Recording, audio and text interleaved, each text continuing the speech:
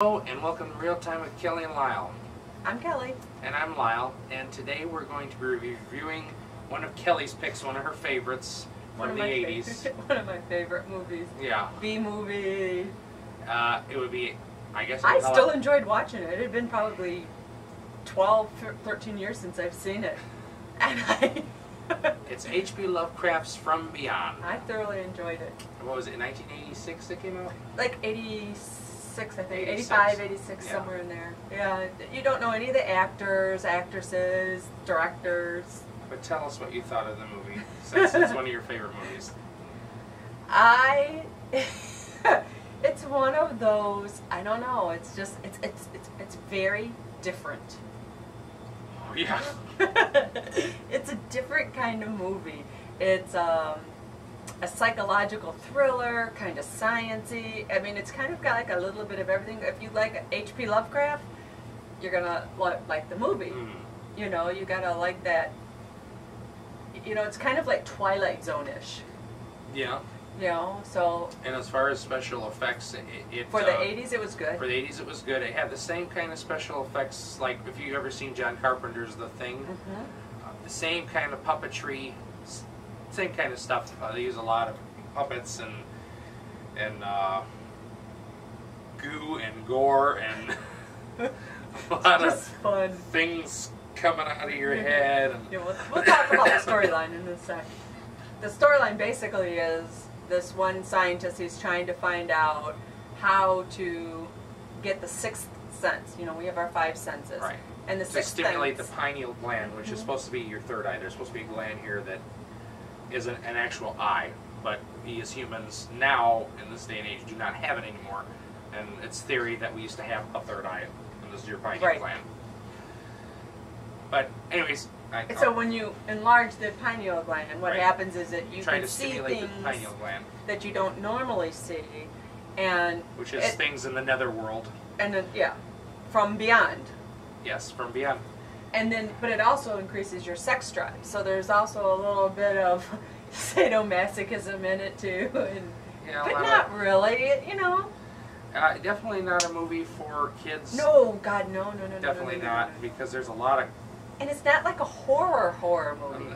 It's like a sci-fi thriller, I guess you could call it.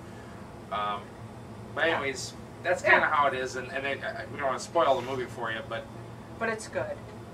I know he didn't like it too much. It's not that I didn't like it, but for me, it's not. I know it's not like one of those classics that's a 5-reeler. This is a movie everybody absolutely has to see. Right. But this is a movie like if you like, and it's not like a true B movie either, because there is a lot of really good effects in there. Yeah.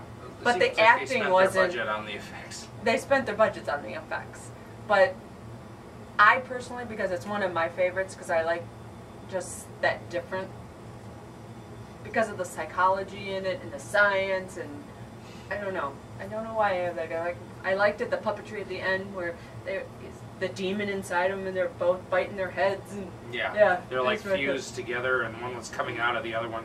But you have to see. But it's basically like, also like with the schizophrenia. What they believe is that people who are schizophrenic have an enlarged pineal gland. Right. And there is some basis to it. It's not totally the pineal gland, but there are different areas of the schizophrenic brain that lights up that ours don't. So they might be sensing things that, you know, they're hearing. They could be hearing things that we can't hear. Right.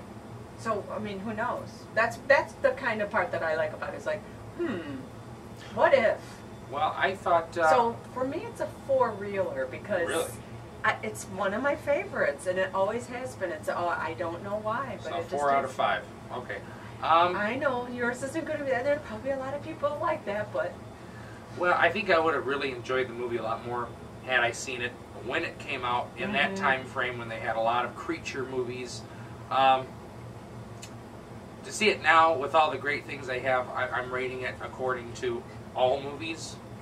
And for me, I'm sure the story from H.P. Lovecraft is probably phenomenal. I haven't read it. It was watered down a lot. I'm going to read it now. It was watered down. But for me, all in all, the acting, Kelly says it was good. I thought the acting was terrible. But wasn't the best acting, but it wasn't horrible like some other ones that I've seen where you're, you know, like in pornos. Those are horrible acting. It wasn't that bad. According to regular film, Okay. I would have to call the acting very, That's why it's very a B subpar. movie. Except for the actress did good. The actress did pretty good. As far as the music score, I mean, I'm just trying to pick at things. Music score was obviously done with some kind of an 80s synthesizer. It's the 80s. I wouldn't say go out and watch it. Kelly would say see it. I would give the film about a reel and a half. I mean, I wouldn't give it no reels, but definitely not a half to see for me. Entertaining, but It wasn't. I mean, it wasn't a waste of your time. not completely, because it is an H.P. Lovecraft, and I have read The storyline. The Call of Cthulhu. Yeah, but the storyline was kind of cool. The premise of the movie was cool. The premise was That's cool. what I get enthralled with. Not But I so would much. think I'd rather read the story. Yes, you probably But would. let's keep this short. So from Real Time with Kelly and Lyle, I'm Lyle, And I'm Kelly.